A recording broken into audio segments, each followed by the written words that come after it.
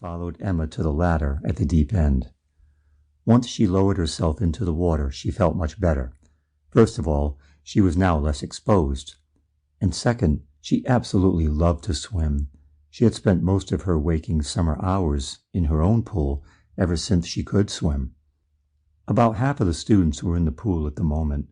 A few of the guys were wrapped up in a heated game of pool volleyball, but most were simply wading through the water and chatting loudly. As soon as her body adjusted to the water temperature, she immediately submerged and swam underwater for nearly a minute before she popped up on the opposite end of the pool. "Wow, Leah," Emma shouted at her. "I never knew you could swim like that. You're awesome."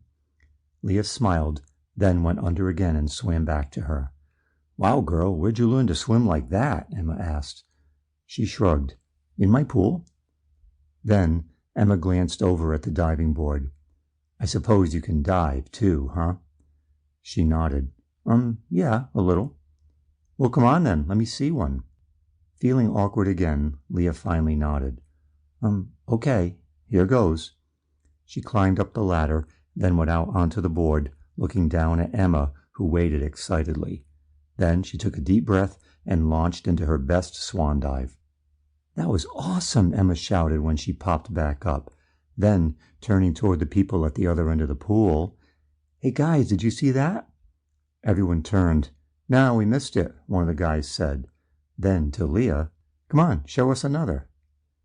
His challenge got everyone going. "Diver, diver," they began chanting. Leah's heart sank. She really didn't want to make a spectacle of herself, especially in a bikini. But what choice did she have? Besides, she was beginning to feel pretty proud of herself already. "Oh, what the heck," she said to herself, then got out and walked out onto the board again. This time, everyone was watching. With all eyes on her, she took a deep breath. "Okay, last one."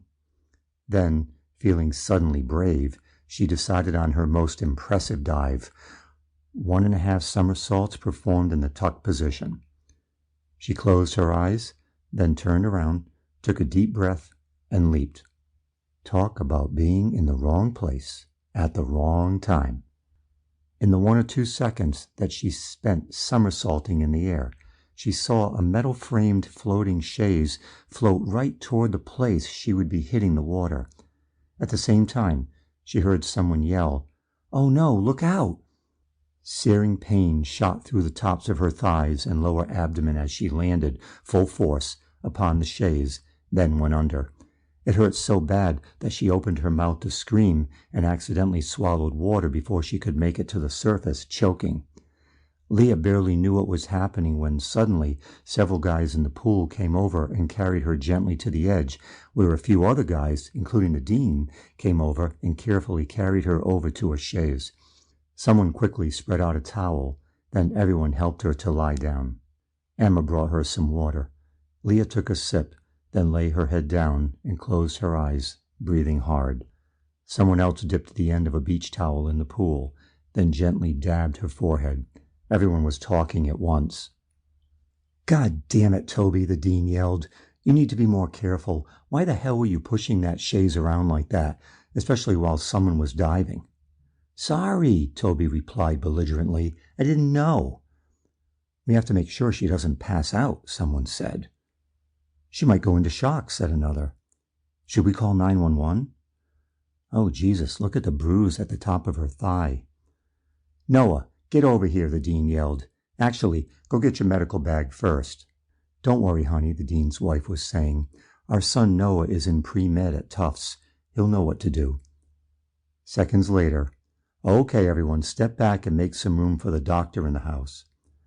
As the pain subsided a bit and the shock slowly began to subside, she suddenly felt a strong, gentle male hand holding her wrist.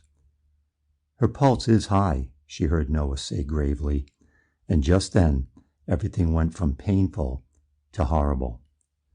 She opened her eyes just in time to see Noah press the end of a stethoscope onto her chest.